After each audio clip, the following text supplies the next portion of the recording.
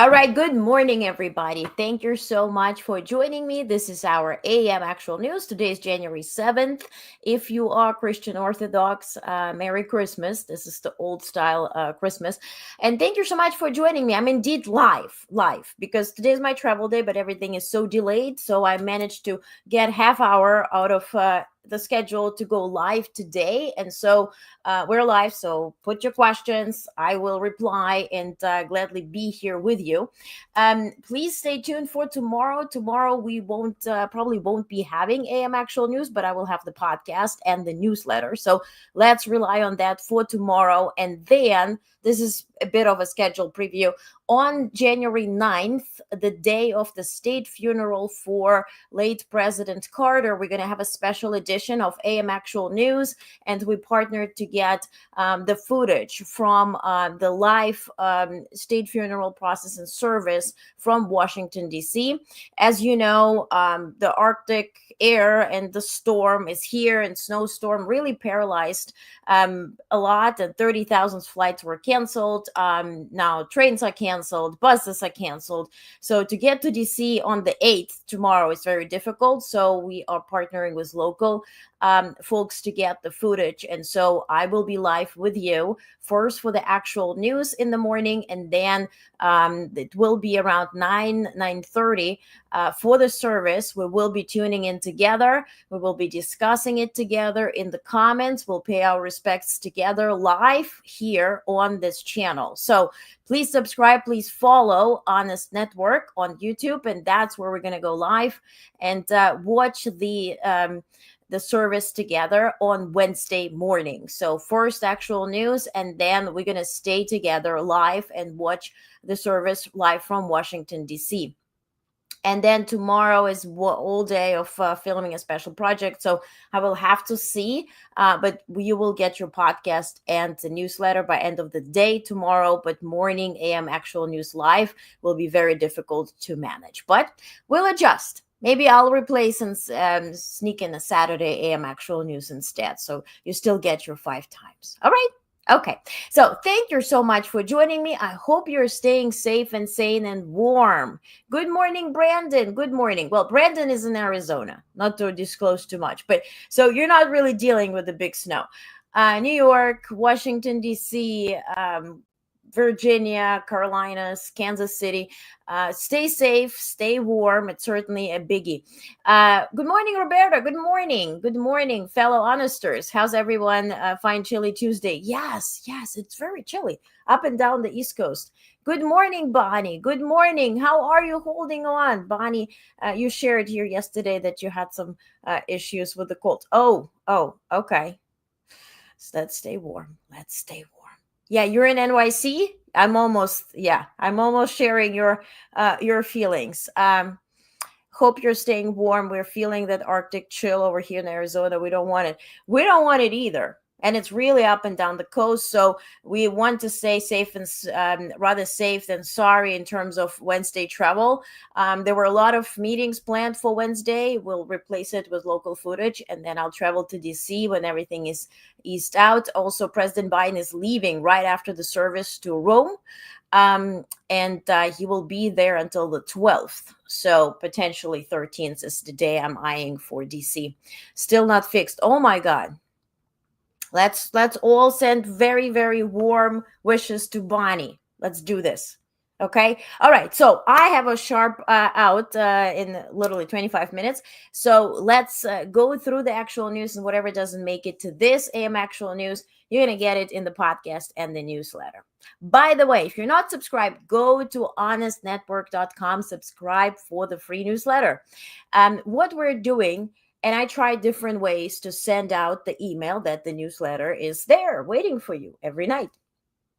And it always would end in your spam. So now I've figured out and integrated the Substack sending out service. So we're having our newsletter on the website. We have the podcast on the website. Everything is safe. Your contact data, everything is saved on our website. We're completely independent. We're not relying on anything. We don't have any oligarchs sponsoring anything. So we're safe. I'm using the feature on Substack to send out the emails to you, so it lands in your inbox, not in your spam. And then let me know if you got your email yesterday, because some people were like, where's the newsletter? Like, it's every day sending out, but you don't see it. Okay, so Honest Network, ONEST network.com. This one, let me leave it here. Get your free newsletter, get your actual news, get your podcast. It's arriving right there every night. You can just check the website for articles throughout the day. Later on, we're going to add an app.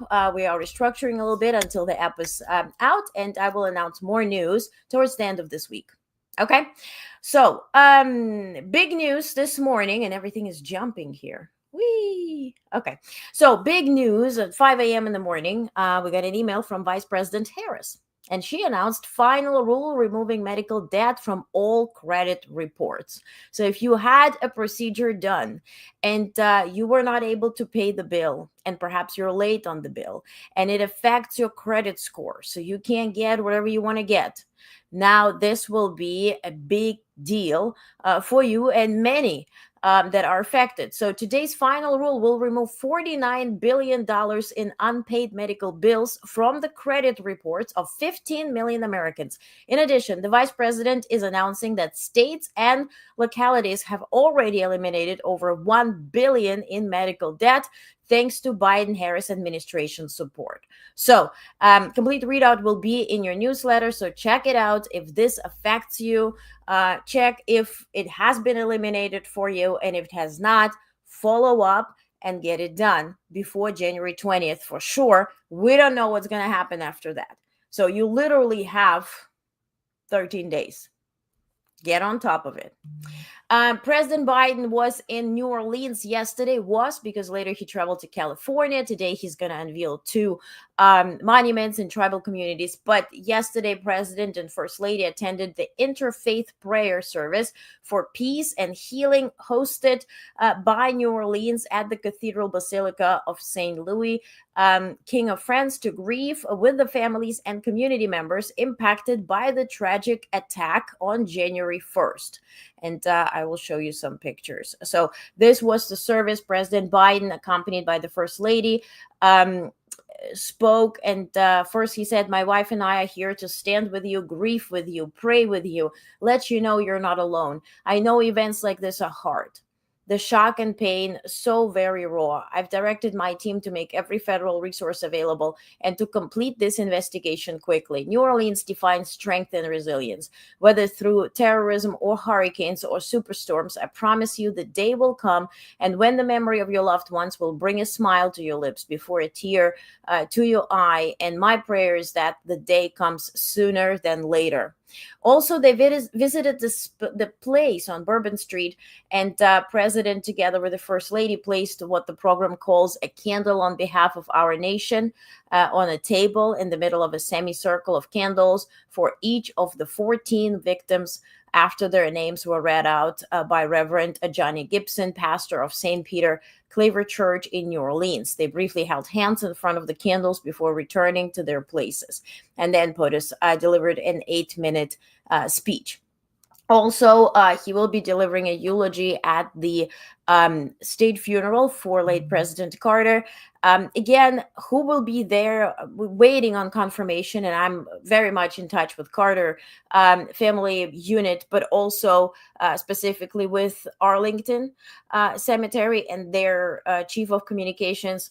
Kudos to her. Really is a superwoman who handles everything, and just it's very admirable the way they do everything, because President Carter decided to for his last resting place to be in Plains, Georgia. So Air Force One is now today flying him to Washington, D.C., Tulane State, and then where people can go to U.S. Capitol and pay their respects. Then it will be followed by the service on the 9th, on Wednesday, and then he will be flown on Air Force One as a special mission called Air Force 39, of course, paying tribute and respect to him as 39th president, back to Georgia. So that is the idea for the next few days. Now, Also, in response to the deadly January 1st attack in New Orleans, President Biden has directed extensive federal resources to assist state and local authorities and provide support for victims and their families.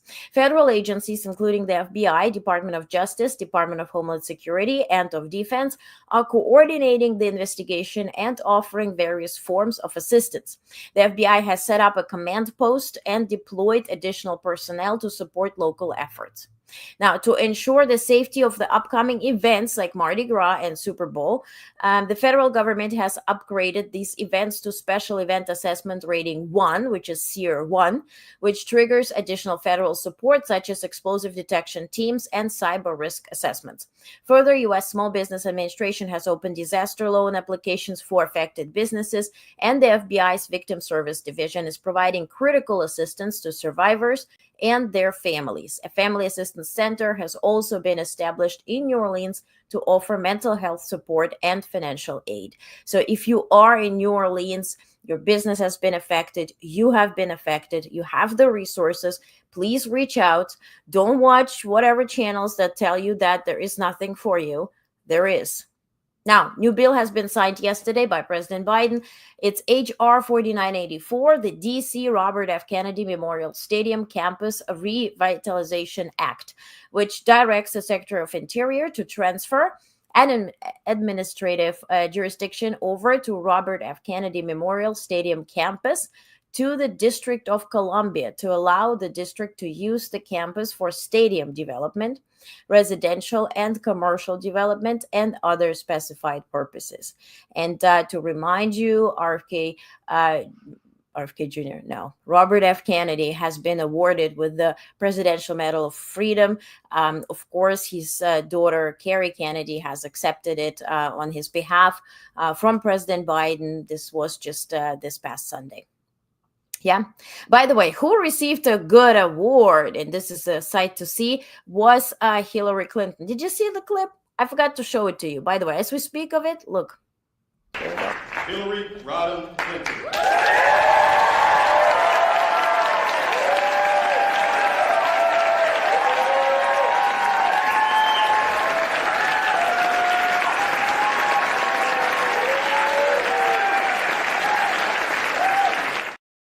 That was a beautiful sight to see. Now, F-16s, is some breaking news this morning. F-16s, F-15s, A-10s conducted airstrikes against ISIS in Iraq. This is a major operation by CENTCOM, the Central Command, U.S. Central Command. Late night yesterday posted about it. The U.S.-led coalition and Iraqi forces stepped up their campaign against Islamic State fighters over the past week, including a confrontation with militia holed up in an Iraqi cave, and they succeeded. It was a big operation, and they finally informed us last night. Now, some quick news. We have a bunch. So, U.S. President-elect Trump asked New York judge on Monday to delay his January 10th sentencing. Right? That's for the payment for to Stormy Daniels. Now, Trump lawyers asked the Justice Department and federal judge to block Jack Smith from releasing his report also on the classified documents investigation. That's another investigation.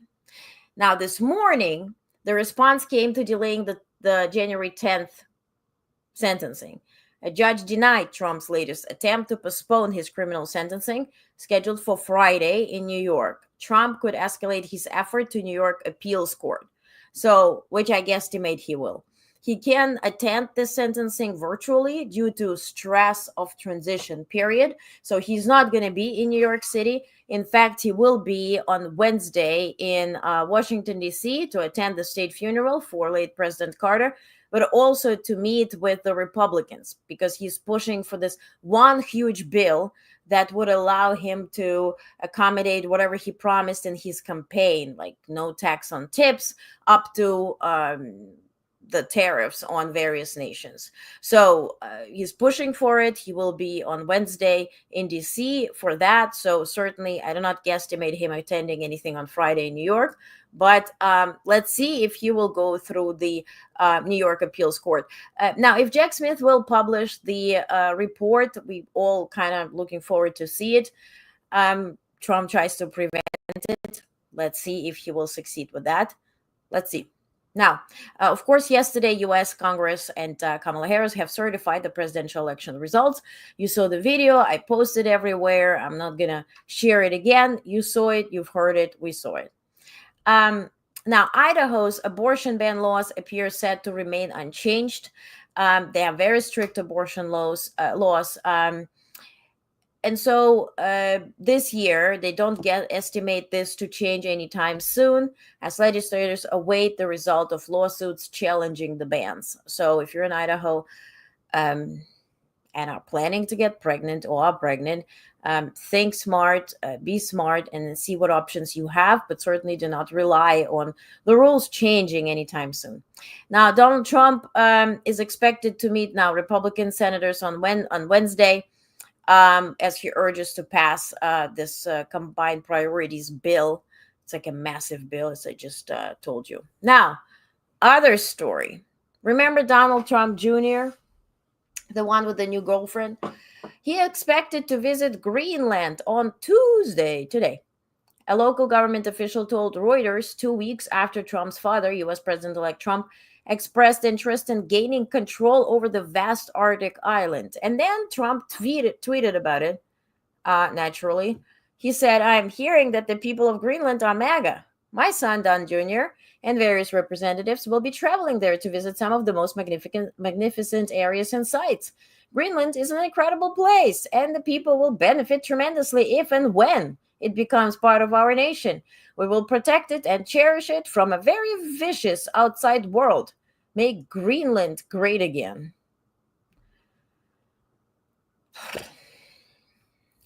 Now, we've heard that Justin Trudeau announced that he will step down as soon as the leader of the Labour Party in Canada is announced.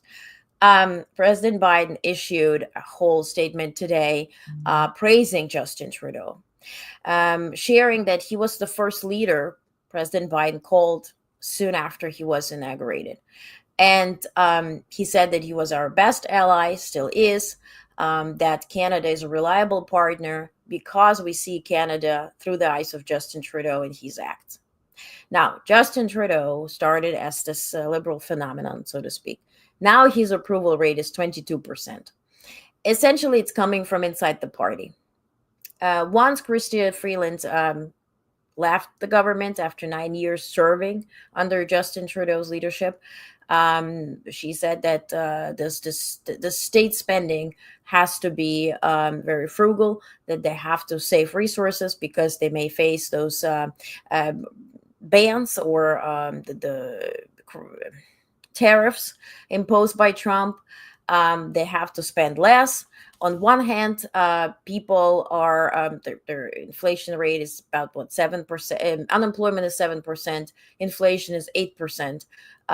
Started the year last year with 8%, went down to 2% by the end of the year. But the unemployment is high, and so the last year was the biggest year when people applied for food stamps or equivalent of that kind, and went to get free food and whatnot. So on one hand, people really want support. On another hand, they want to have also support for businesses. So he's kind of caught in this limbo. And the idea of him being pushed out from within the party very much resembles the idea that, or the situation President Biden faced, right? We see how this worked out. That's why I shared the statement yesterday. If you're going through an election year in your country, use us as a case study.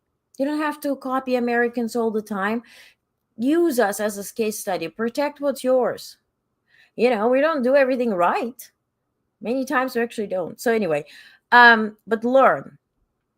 And so on the other hand, the right wing is leading by double digits in Canada. And so when people are saying, well, we're Canadians, we're not going to go right wing, we know what this means. Look at the polls. Look what is happening. Also, Musk and the RT team, the Russian channels, are very much promoting this Poilievre, or whatever you pronounce his name as. And it's very much right-wing theory as to close the borders, stop migration, restrict women, all that type of stuff, right? And see how this worked out for us and what we ended up with, and decide for yourself. But this is the situation there, right? Now, yesterday, also Canada jokingly, but all the jokes have part of a joke, jokingly offered to make a deal to Trump and buy Alaska or Minnesota. So take a look. Under my watch for Ontario, it'd never be for that at all. We have the greatest country in the world. We have the greatest province anywhere. Any sub-sovereign nation is Ontario, and the rest of the provinces as well. Do you think he's joking? We would, something to the president. I'll make him a counteroffer. How about if we buy Alaska and we'll throw in Minnesota and Minneapolis at the same time? So it's not realistic. I know he likes making these comments and he likes joking around. I take that seriously. He may be joking, but under my watch, that will never ever happen. Yeah. Alexander is here. Good morning, Alexander. Good morning all. Brandon says, but Trump said he deleted ISIS from yeah, well, he says a lot, but I get the joke. UK journalist seriously proposed their PM to ban Musk in the same way, and good. And Alexander, to your point, I have a tweet. This is what, so there was a whole debacle, right, between Starmer and Musk. Well, Starmer never called Musk by his name, but on Twitter, Musk is tweeting 23 times an hour, all against Starmer. Essentially, initially, he invested $300 million in Starmer's campaign, hoping he will obey. He did not. So now he's digging through Starmer's past and saying, you did not prosecute Asian gangs or South Asian gangs that were raping kids and girls and da-da-da-da. To which Starmer said, no, I actually am known for prosecuting such gangs. To which ultimately, Musk started responding with just this foul language. Take a look here. I have a tweet. Do I have it? Here. No, different tweet. Let me find it. I actually can read it out for you. Or maybe you want to see it. I do have it. I know I do have it. I just found it. Okay, here. So Elon Musk says, and this is our actual tweet, what exactly to Starmer? What exactly do I fail to understand about your failure to stop the mass rape of little girls in Britain, you sniveling cretin? I don't know how you pronounce this name. I pronounce it the Russian way. But anyway, this is a UK PM. So Alexander, to your point, they should be banning this stuff. They absolutely should. Norway also is voting to ban it. Germany also. And they should. And what I didn't like when somebody from Britain yesterday posted, some governmental official, that how come that this incoming elected official is sort of advocating for change of power in the UK. To which I responded, he is not elected official. He is not incoming elected official. He's unelected unofficial. It has nothing to do. The Doge department is not part of our government. He has never been elected. Nobody voted for him. And whatever he bought himself into is same way as he founded Tesla.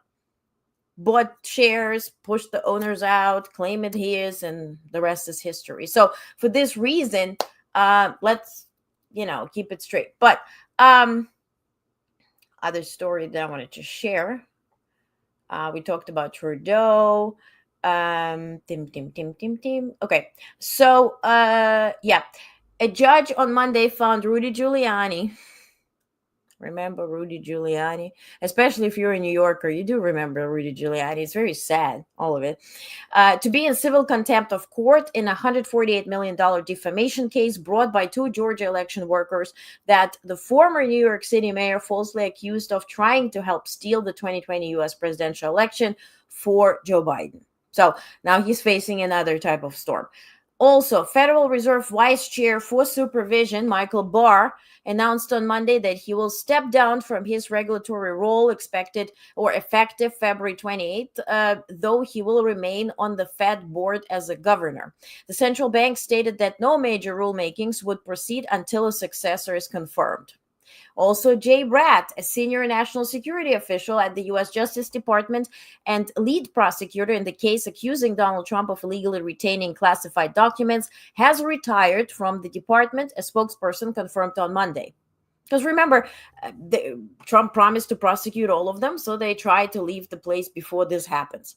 Rostin Banham, chair of the U.S. Commodity Futures Trading Commission, told the Financial Times in an interview he would step down on January 20th, the day President-elect Trump is scheduled to be sworn in. A commissioner at the derivatives regulator since 2017, Banham led the watchdogs crack down on crypto exchange Binance and election-related betting. Now, the United States accused Russia at the United Nations on Monday of funding the two warring parties in Sudan. So they are funding both sides and just provoking the fight. An apparent step up from Washington's previous assertion that Moscow was playing both sides of the conflict to advance its political objectives. We talked about Trudeau. Okay, so then the US will now allow humanitarian groups to help provide basic services in Syria, including electricity and sanitation, without running afoul of sanctions. Of course, Syria is under sanctions because of Bashar al-Assad's regime. Those sanctions are not lifted because everyone, including the United States, has to see what this leading government will end up with. What they announced yesterday that they're raising the salaries for their workers by 400%. They're doing they're also prohibiting books that were praising Bashar al-Assad and the regime. So they're sort of like cleansing the situation for those remaining in Syria and returning to Syria. So now through this humanitarian groups, they will be providing basic services, right? Electricity, sanitation, despite the sanctions. Now, Syria's interim government has moved quickly to change school textbooks, what I just mentioned. In other news, again, this quick news, we're moving fast. All right.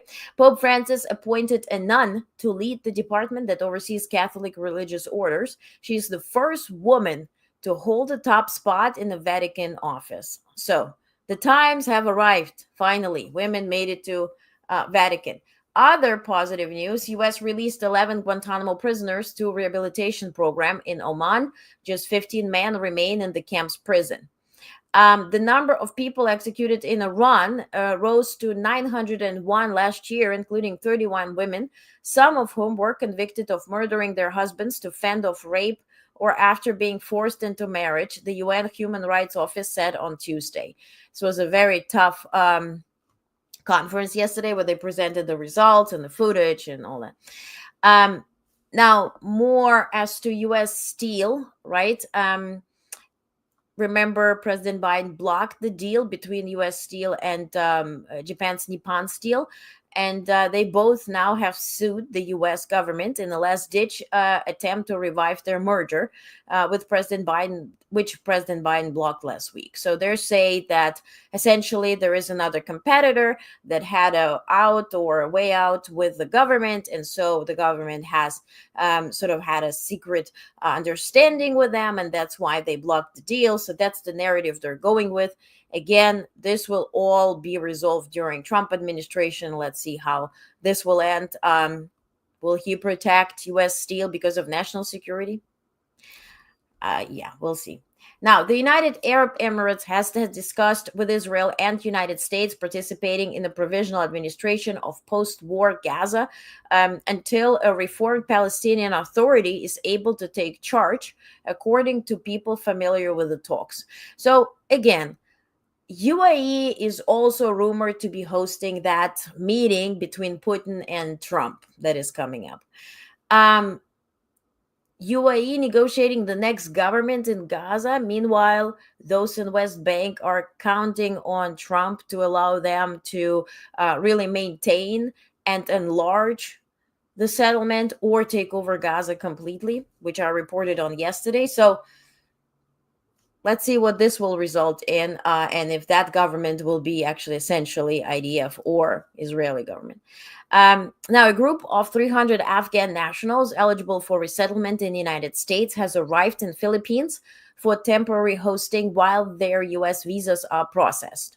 Remember, when we left Afghanistan, we had people who worked on behalf of U.S. government, who were given green cards, who were given visas in return, right? And who could not be taken with, essentially, because the departure was so turbulent. Now, many of them worked for U.S. government before the American withdrawal in 2021. Washington is funding their stay in Manila as part of a bilateral agreement announced last August. So they're essentially waiting on their entry or whatever documents they need for that. Now, the Syrian government plans to increase salaries for many public sectors jobs by 400% next month as part of initial efforts to address country's economic crisis. I just said that before as well. Now, Chinese Foreign Minister Wang Yi will also visit Chad and Republic of Congo as Nigeria as part of his annual start of the year tour of the continent. This follows a recent uptick in Chinese lending. Research published last August showed that 2023 marked the first annual increase in Chinese loans to the continent since 2016. And they're heavily investing in Africa because they want to sort of outplay US, right? And that was the idea when, remember, President Biden went to Chile, when he went to his trip also to Latin America, right? Very recent, and he was the day when Xi was opening this, I think, $3 billion port, right? And they openly said, even in Latin America, it is very close to us. They said, well, we were waiting on your investment. We desperately needed it, but we couldn't get it from the US. We got it from the Chinese. Now, Panama Canal, as funny as it sounds when Trump talks about it, water supply is now supplied by Chinese companies. They hold the key to clean water, electricity. So yes, they're stepping in, trying to have influence on different regions, including Africa, Latin America, that is far from them, but to make them rely economically on China. Now, yesterday, Secretary of Treasury Janet Yellen met virtually with Vice President He Lifeng of People's Republic of China as part of their efforts to responsibly manage the bilateral economic relationship. Secretary Yellen and Chinese Vice Premier He discussed macroeconomic developments in both countries. They also reviewed the work of the economic and financial working groups that they jointly established last year. Secretary Yellen raised issues of concern, including those related to China's non-market policies and practices and industrial overcapacity, which harm U.S. workers and firms. And unless addressed, they will continue to adversely affect the U.S.-China bilateral economic relationships. She underscored the significant consequences that companies, including those in China, would face if they provide material support for Russia's war against Ukraine. And having seen or covered Secretary Yellen, she never holds the words or whatnot. She will speak very quietly, very gently, but very much straightforward.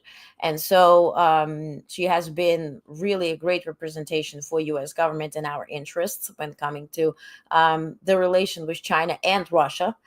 She spoke directly this year to Xi and Putin and held her position strong. She was, by the way, one of those who initially advocated for this usage of Russian assets, right? The $15 billion altogether, the profits of Russian assets for rebuilding Ukraine. So she was the strong advocate who ultimately brought it to a conclusion and successful conclusion. Now, U.S. Senator Ted Cruz calls for release of Epstein and Diddy lists on Inauguration Day. His demand follows false social media claims that Elon Musk plans to release a list of names associated with man on January 20th. All this a lie. Ted Cruz is spreading another lie. Now, the U.S. Department of Defense will consider granting honorable discharges to more than 30,000 gay and bisexual veterans who were barred from serving in the military because of their sexual orientation, legal filings showed on Monday. So they finally reached an agreement to now honorably discharge 30,000 people before Trump comes in. And U.S. President Joe Biden administration will divert $95 million in military aid allocated for Egypt to now Lebanon, which faces threats from Hezbollah and other non-state actors and is enforcing a ceasefire with Israel, according to a document seen by Reuters on Monday, which again is It's not that much of military support, but certainly Lebanon needs it. Why? Because, yeah, we have a ceasefire there. This is the northern part of Israel. But it's sort of a one-side agreement if Lebanese forces see provocation from Israel, they have to have a green light from France and US to respond. Now, when Israel guesstimates to have any threat from Lebanon, they can go right away. And they've been going right away. So ceasefire, yes, but Israeli forces have crossed that blue line, as they call, on the northern part of Israel into Lebanon, and they're there. So the fight's ongoing. President-elect Trump is weighing an executive order that seeks to protect gas-powered appliances, including stoves and heaters, from federal and local regulators who want to phase them out of homes and businesses, two sources familiar with the plan said. Yeah. So I gotta run. But what I didn't get to, you will get in the podcast and all of it in the newsletter tonight. I'll talk more about Venezuelan opposition leader Edmundo Gonzalez meeting Biden at the Oval Office yesterday. Also, big news that Meta platform added MAGA folks to their board. So if you're using anything Meta, think twice. Dana White, CEO of UFC, is appointed as one of the new 3 directors. Charlie Songhurst, an investor and former Microsoft executive, and John Elkann, CEO of Exor. Also, Meta will be stop using third-party fact checkers and instead rely on Facebook and Instagram users to fact check what is being spread. This is, by them stated, this is their effort to please Trump administration. If you went to threats from X, congratulations, you fooled yourself. Also, U.S. Defense Department announced Monday that it had added Chinese tech giants. China responded. I'll talk about that. U.S. stock futures edge higher as investors await economic data and Trump administration insights. We're also going to talk about Trump advisors urging caution on LNG export approvals amid legal and political challenges. Trump's Ukraine envoy is delaying trip to Kiev, Ukraine. You'll get the details on that. He was planning to go there on November 5th, right after election. He was scheduled to go this week. He will cancel his trip, and you'll get the details as to what's next. Also, Ukraine is having a very strong offensive in Kursk region. They eliminated 38,000 troops. 15,000 of them have irrecoverable losses. So 38,000 troops are out. 15,000 of them are knocked out. And U.S. House-China Select Committee is continuing in new Congress. Trump predicting positive relations with Xi. Trump has been talking to Xi, turns out. Also, Musk has been talking to Putin through the last 2 years very closely. Then remember yesterday I told you that Trump's team said that he's considering to impose tariffs only on the essential things to materials, right? Like farm industry and chips and all that are essential to our national security. He called it fake news, that it will be all blank tariffs. I think he's just like playing with it. And a deep dive into Herbert Kickl, who is Austria's far-right leader, a copy-paste of Trump. Has conspiracies, has charges, has all of it. And he is set to lead Austria, which is a very important part of Europe. And U.S. ethics official facing challenges in vetting Trump's cabinet appointees. And you're going to read the details as what those challenges are. And that's the Trump guy speaking openly that he has problems approving that cabinet and presenting the cabinet to the Congress. And 7 Medal of Honor recipients being honored, 6 of them posthumously, and 1 was present. So all of that will be in your in the podcast and everything that happens until then. So please expect it by the end of the day. And tomorrow morning we don't have actual news. I will be filming a project, and then you will have your podcast and newsletter tomorrow. Wednesday, don't forget, in the morning we have actual news and special coverage of the state funeral for late President Carter. Okay, so let me do quick. Will Trudeau participate in a kind of primaries, or it'll be same way as in the UK? He said, well, in his words, he is stepping down from the party leader. I don't think he will participate in primaries. Maybe he didn't decide. That's exactly what he didn't mention. And that would be my question too. They will have sort of like what Pelosi wanted, Miss America competition for leading, at the DNC. They will have Miss America or Mr. America competition, I assume. I heard Macron called Musk as the biggest lie promoter in history targeting Germany. Yes, I reported that yesterday. Musk will be an official under Trump. No, not really. Rudy Giuliani is an American version of Tyson Fury. Exactly. MAGA seems to be going global. Yeah. And Yash, good morning, Yash. Yash says, Sir Keir Starmer versus Elon, the world is going crazy. Exactly. Yes, Nippon is referring to Cleveland Cliff. Yes, Bonnie. Yes. Are you aware Carlos Ghost's scandal details was Nissan? Japanese business looks rather controversial. Yeah, they united all the three companies together, right? The auto companies to raise pricing together. And because we heavily rely on those imports, and those cars are very popular here. Okay, Brandon, that would be karma personified. And Brandon said it would be sweet victory if none of Trump's cabinet got approved. Right? Yeah. Okay. All right, guys. Gotta run. Thank you so much for watching. See you on the podcast later tonight. And tomorrow on the podcast, day after tomorrow, we spend all morning together doing what we love, but also paying respect to late President Carter, who was truly maybe the best human of us all. All right. Have a great day. Stay warm. Keep it peaceful. Stay safe and sane. And I'll see you very soon. Have a great day.